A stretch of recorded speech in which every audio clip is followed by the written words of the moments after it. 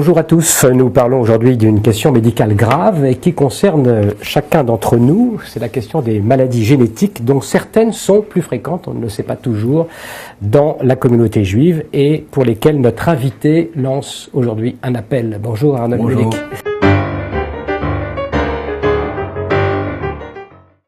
Vous êtes pédiatre, généticien, chef du département de génétique médicale de l'hôpital Necker Enfants Malades de Paris. Et vous avez donc adressé le mois dernier un courrier, une note aux autorités communautaires, dont le Grand Rabbin de France, pour les alerter sur la question sensible et grave des tests génétiques prémaritaux chez les jeunes couples de la communauté juive de France. On va expliquer tout ça. Alors, il existe en effet une centaine de maladies génétiques nettement plus fréquentes dans la communauté juive et en particulier chez les Ashkénazes, maladies pour lesquelles il n'existe pas en France de dépistage systématique, contrairement à ce qui se passe aux États-Unis, mais aussi en Israël, d'où votre appel aujourd'hui pour tenter de sortir de ce vide juridique. Pour bien comprendre ce dont il s'agit, et avant de revenir donc au problème lui-même, peut-être un petit mot sur les lois de la transmission génétique, fameuse loi de Mendel que tout le monde a appris, mais dont tout le monde ne se souvient peut-être pas. D'abord, merci Antoine de me donner l'occasion de m'exprimer sur cette question qui est non pas grave, comme vous dites, mais plutôt sérieuse. Ce qui serait grave, c'est de continuer à méconnaître le problème. Ça serait grave. Mais aujourd'hui, on a des éléments de réponse. On n'est pas les premiers, puisque les Américains et les Israéliens nous ont précédés. Des éléments de réponse pour lutter contre des maladies qui sont effectivement plus fréquentes dans la communauté juive, ashkénaze, mais aussi séfarade, et qui sont incurables. Donc quand on est devant une maladie incurable, qu'on sait prévenir, on ne nous pardonne pas de ne pas l'avoir fait. Et qu'est-ce qui se passe aujourd'hui? Il y a une sorte d'indignation dans la communauté juive lorsque un enfant naît avec une de ces maladies. Alors quelles sont ces maladies précisément? Et pourquoi la communauté juive serait-elle davantage atteinte? Ces maladies, vous savez bien qu'on a environ 30 000 gènes dans notre génome et qu'on compte 7 000 à 8 000 maladies génétiques. Donc un gène sur 3 a sa maladie en réalité. Les juifs, ils font pas exception. Ils ont des maladies comme les autres. Mais ils ont des maladies un peu plus fréquentes que les autres. Une centaine environ, ce sont celles qu'on teste maintenant dans notre institut à Necker, une centaine de maladies génétiques qui sont en fait les maladies génétiques qu'on voit nettement plus fréquemment chez les juifs, séfarades et ashkénazes. Alors ça, on se demande quand même pourquoi. Est-ce que c'est pourquoi on n'a pas de raison particulière à penser? Pourquoi? Il y a des éléments de réponse. Il y a des éléments de réponse. Quand la fréquence des porteurs sains, puisqu'il s'agit de parents qui sont porteurs et qui ne le savent pas, et qui se trouvent l'un et l'autre porteurs sains, sans le savoir, d'une maladie génétique qui va frapper leur enfant une fois sur 4. Bon. Quand on est porteur sain, comme ça, par définition, on ne le sait pas. Alors pourquoi on est porteur sain dans la communauté ashkénaze? Il y a une raison principale, c'est que du fait de l'histoire du peuple juif en Europe, les mariages se sont faits de manière endogamique, dans un petit cercle de personnes, et dès lors que l'un des membres d'une communauté fondatrice était porteur d'une anomalie, comme nous le sommes tous, le risque qu'encouraient les descendants était plus grand dès lors qu'on se mariait entre soi. Alors, dans un pays, on dit panmixique dans notre jargon, où le brassage de population est considérable. Par parenthèse, tsarfat, ça vient du verbe letzaref, qui signifie mélanger. Letzaref, c'est la France, terre de mélange. Donc, en France, terre de mélange, pour les juifs et pour les non-juifs, la fréquence de ces maladies, il faut bien le dire, dans la communauté est moins importante que dans les autres communautés du monde, du fait de ce brassage. Ashkénaz séfarade, les mariages mixtes, etc. Conversion, quoi. Il n'en reste pas moins qu'il y a effectivement des maladies qu'on voit beaucoup. Lesquelles, par exemple? Alors, on peut citer les 5 ou 6 qui font l'objet des pubs qu'on voit apparaître en France. C'est aussi une raison pour laquelle je remercie Academ de donner la parole, c'est que devant ce vide juridique dont vous parlez, eh bien, l'opinion, les communautés étrangères s'en aperçoivent et font irruption sur le marché. Parce qu'il n'existe rien en France. Parce qu'il n'existe rien en France, et on va en parler tout à l'heure. Il y en a 7 qui dépassent. Si vous voulez, je peux donner les noms. Non, Frambo, juste pour nous donner une idée de ce que... La maladie de Tay-Sachs. Par exemple, oui. Vous connaissez cette épouvantable maladie neurologique qui donne une régression chez des tout-petits qui perdent toutes leurs acquisitions et qui meurent rapidement d'une maladie neurologique. Elle est fréquente chez les Ashkénazes. 1 sujet sur 25 est porteur parmi les Ashkénazes de cette anomalie. Donc si les deux parents c'est 10 fois sont porteurs, 10 fois plus que n'importe quel citoyen français. Si par manque de chance, l'autre membre du couple est porteur, alors le risque, et c'est ça la loi de Mendel, que ce couple de parents tous les deux porteurs donne naissance à un enfant atteint est de 1 sur 4. 1 sur 4. Ouais.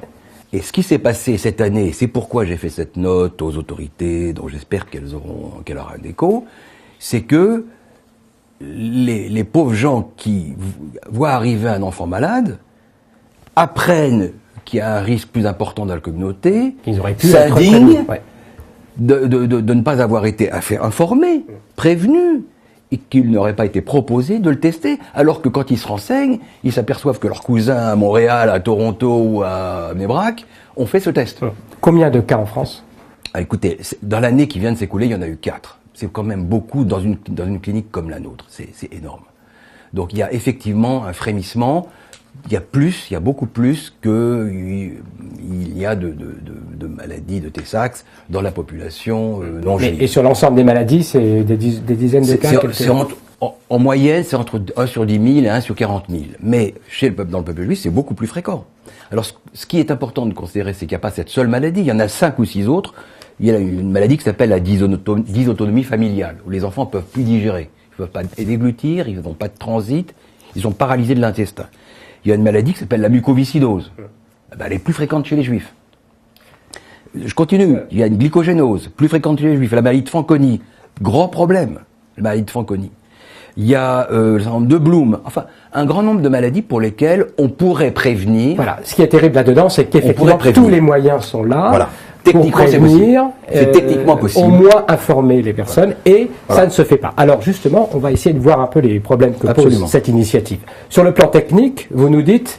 On maîtrise. Vous maîtrisez, vous êtes capable précisément de savoir aujourd'hui quelle maladie et quel risque. Dans les grands centres, aujourd'hui, on a mis au point des tests de dépistage à haut débit qui permettent de tester, pour pas très cher, une centaine de maladies, les mutations les plus fréquentes, mais aussi les anomalies, les autres anomalies du même gène. Parce que pour des raisons sur lesquelles je ne veux pas insister, c'est important de tester l'ensemble du gène et pas seulement les mutations les plus fréquentes. Donc on a des puces de reséquençage qui, pour 1000 ou 1500 euros, c'est pas très cher, malheureusement non remboursés aujourd'hui, permettront d'identifier les porteurs sains. Si un membre du couple est porteur sain, ça ne veut pas dire qu'on va rompre le mariage.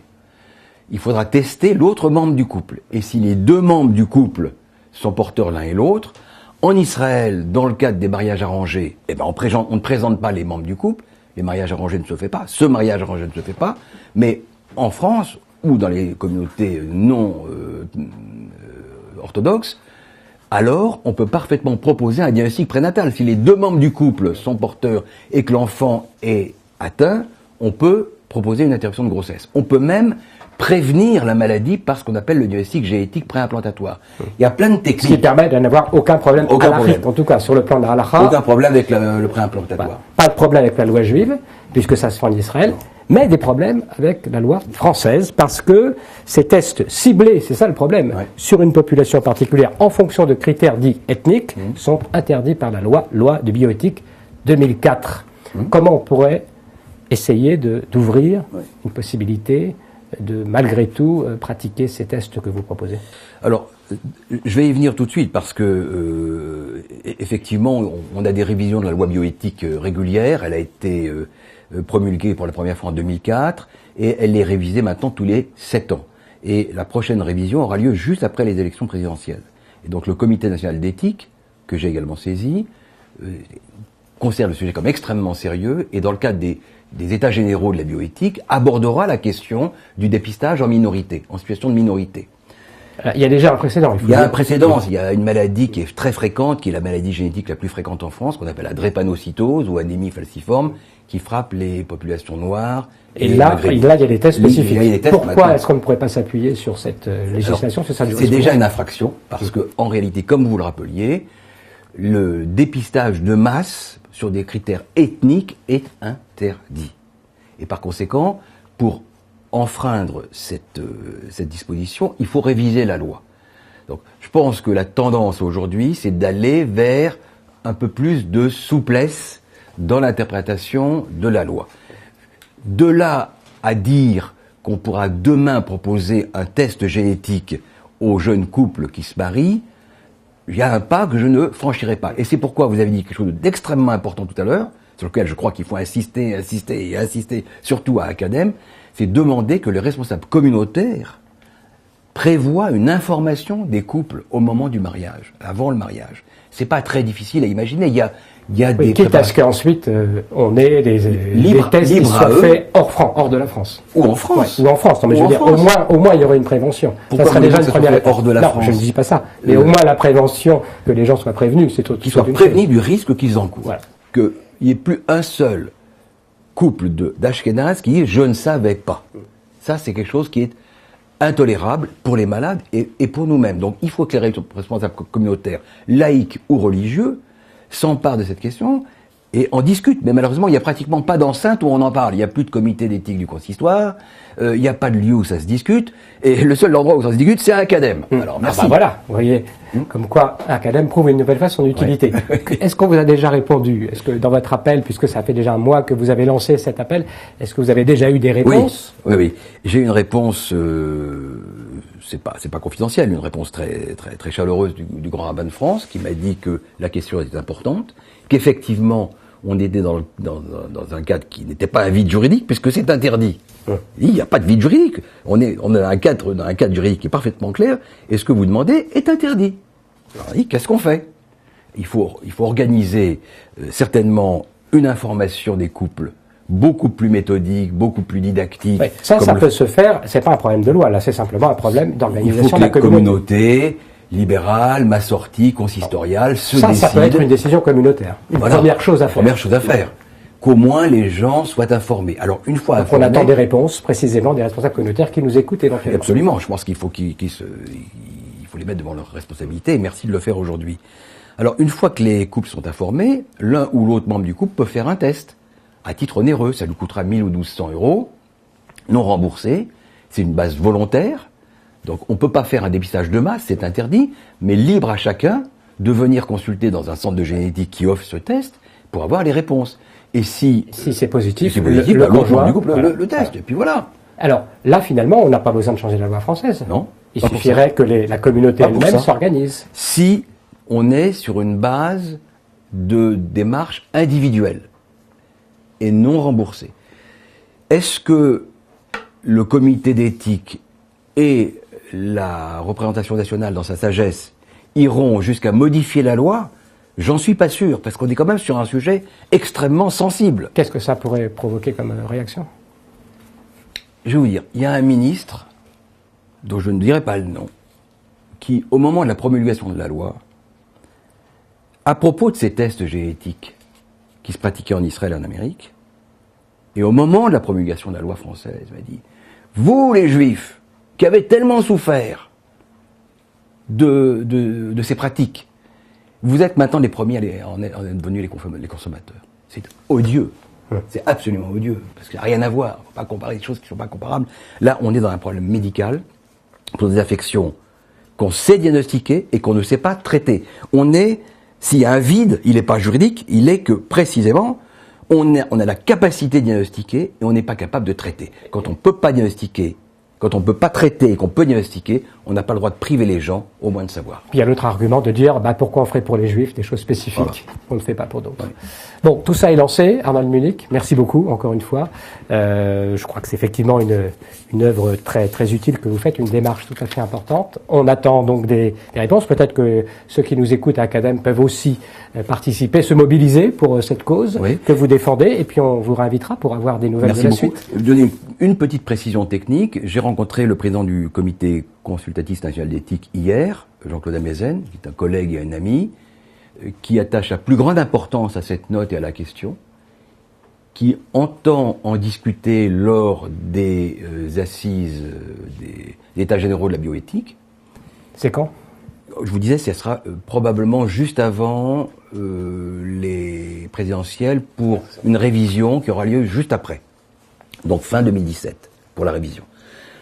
Ce n'est pas parce qu'ils en discuteront qu'on arrivera à un consensus, car, encore une fois, je sens l'opinion extrêmement frileuse sur ces questions.